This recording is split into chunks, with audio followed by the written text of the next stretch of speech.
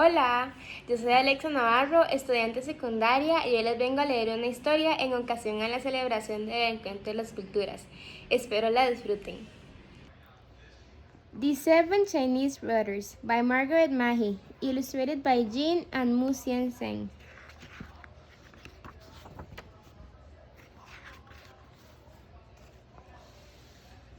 First brother's amazing ears could hear a fly sneeze from 100 miles away, while second brother's amazing eyes could look right across the 100 miles and see the fly sitting on the Great Wall of China, sneezing and feeling very sorry for itself.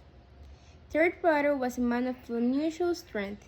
He could walk across China in a straight line, lifting up any mountains that got in his way and putting them carefully back behind him. The fourth brother was strong too, for he had bones of iron that wouldn't break, buckle, or bend. Once upon a time, when Qing Shi Huang was emperor of all China, 7 remarkable brothers lived together on the beautiful hillside. They walk alike, they talk alike, they even look so much alike that it was hard to tell one brother from the brother next to him. All the same, each brother had something special about him. Each brother had one amazing power that was all his own. Fifth brother had legs that could grow as tall and thick as tree trunks, while sixth brother could never ever become too hot, no matter how hard he worked under the summer sun.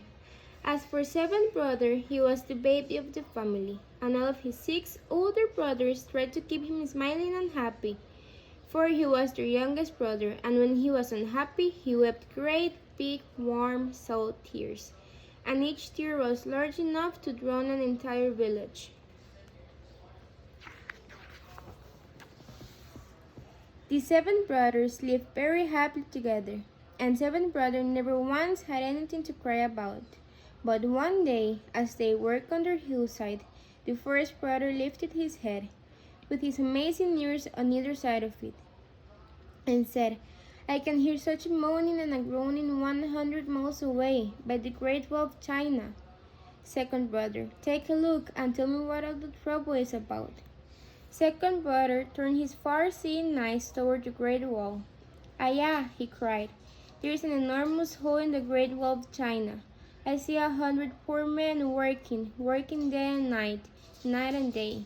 They look so tired and weak. Perhaps they are not allowed to sleep or eat until the hole in the Great Wall of China is repaired."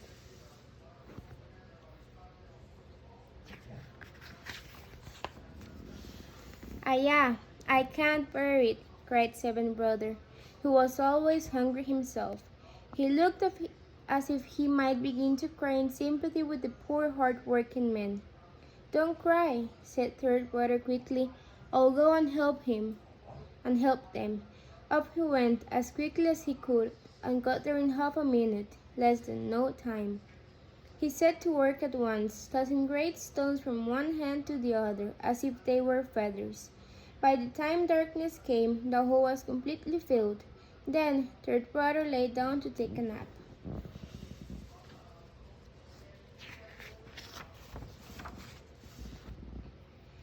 But when the emperor heard that a single man had repaired the hole in one afternoon, he was not at all grateful. Indeed, he looked very worried.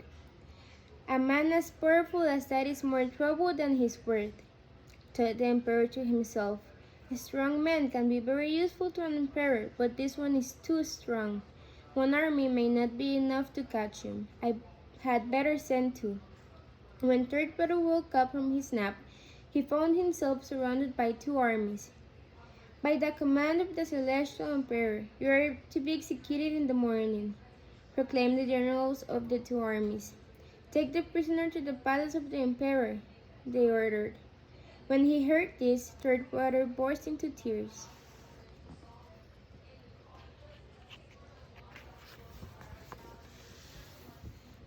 A 100 miles away on the beautiful hillside, first brother heard third brother crying. "Third brother must be in trouble," he exclaimed. Second brother looked far into the distance. "Ayah, third brother has been taken to the palace. He's surrounded by 2 armies. They're going to execute him in the morning. No wonder he's crying. Don't worry, cried fourth brother, who saw that seventh brother was about to cry too. I will change places with him. The celestial emperor can try cutting my head off as many times as he likes. Perhaps that will make him feel better. Off he went, as quickly as he could. Had got there in half a minute, less than no time. He sneaked in between the two armies to third brother, who was wide awake and waiting for him. So third brother went home, and fourth brother took his place.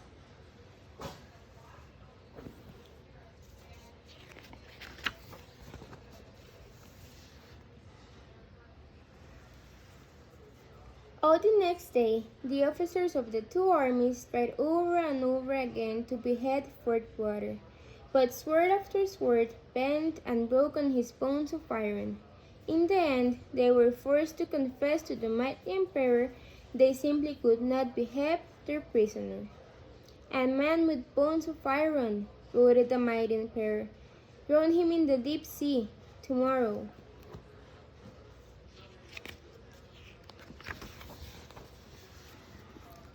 When fourth brother heard that he was to be drowned, he became very upset. "Bones of iron won't bend or buckle or break, but they will sink," he thought to himself, and he burst into tears.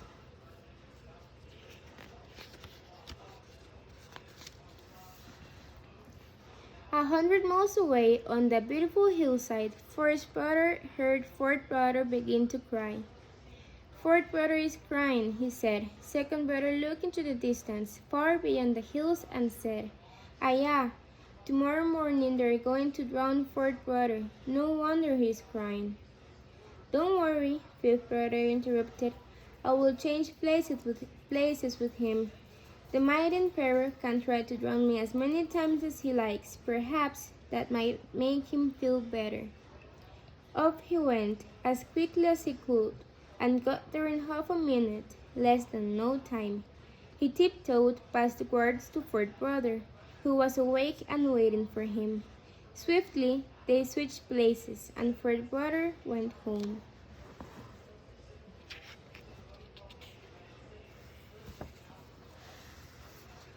All the next day, the soldiers of the two armies tried to drown fifth brother. They threw him into the deep sea, but his legs grew so quickly the water only came up to his knees. They tried throwing him into the deeper water, but the deep water only just reached as far as his waist. Finally, they threw him into the deepest part of the sea, but even the deepest part of the sea only came up to his neck. Waves broke under his chin. "Ah," said fifth brother, smiling happily. "How lovely and cool is the deepest sea water of all." "He is more dangerous than I imagined," muttered the splendid emperor. "He won't drown, but he might burn into the fire with him. Tomorrow morning," he commanded.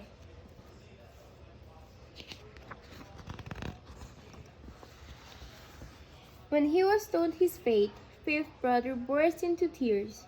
Far away on the beautiful hillside, first brother heard fifth brother's cries. Second brother looked right across 100 miles to the Great Wall of China. "Ayah," he cried, "tomorrow morning they're going to burn fifth brother alive. No wonder he's crying." "Don't worry," said fifth brother, afraid that seventh brother might begin to cry too. "I will take his place. The splendid emperor can beg me all day long if he likes," he said with a shiver. "Perhaps that will make him feel better." Off he went, as quickly as he could, and got there in half a minute, less than no time. He tiptoed in between the two armies and found fifth brother, who was awake and waiting for him. So fifth brother went home, and sixth brother took his place.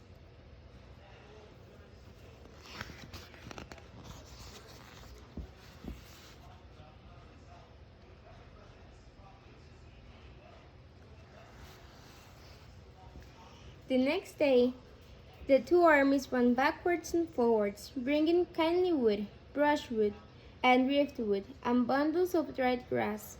They built such a big fire that the smoke from it drifted from one of China to the other. But Six Brother never ever felt too hot. Basking in the heat of the blaze, he sighed with happiness. How kind of the noble emperor to let me warm myself in his very own fire, he cried.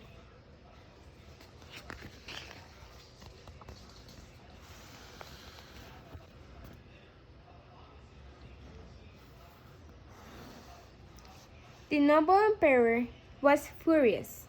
Send for the royal archers, he ordered. In the morning we will shoot this man full of arrows. Six Brother burst into tears.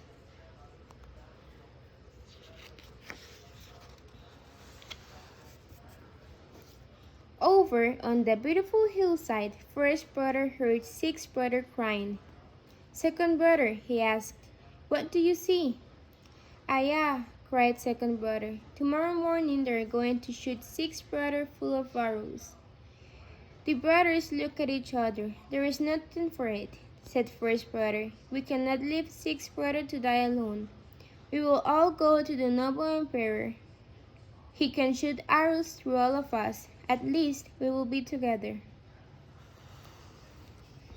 The brothers started their journey to the palace, but poor Seventh Brother was too upset that he couldn't help crying just a little. His first tear was as big as the longest river in China, rolled into a single drop. His second tear was as big as the second longest river, both tears were as salty as the sea. A great ocean of warm, salt water swept down the road ahead of the brothers. It swept on for 100 miles.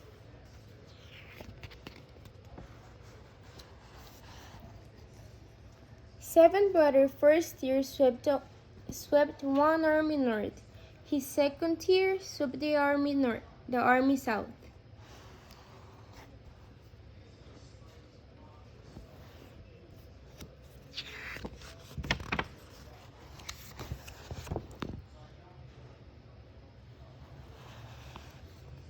As for the emperor, he was tossed so high and so far that he is still trying to return to his palace.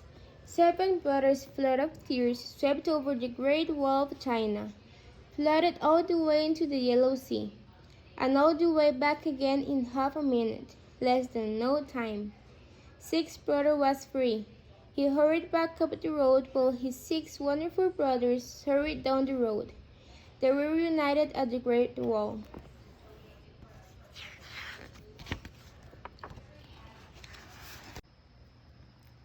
Fish, cried Fifth Brother. The wave had washed hundreds of glistening fishes ashore. There they were, flipping and flapping, while all the way up to his knees. Wood, cried Third Brother, gathering a forest to start a fire. Fourth Brother snapped his iron finger and his iron thumb. A spark leaped out to set the fire blazing and crackling. Fire, he cried, laughing. Oh, I'm so hungry, said Seventh Brother. Now that we're all together again, we can have dinner and forget our troubles. I promise never to cry again, unless I absolutely must. So the Chinese brothers sat themselves down around the warm fire and feasted on delicious fried fish, for after such a worrying week, they were all very, very hungry.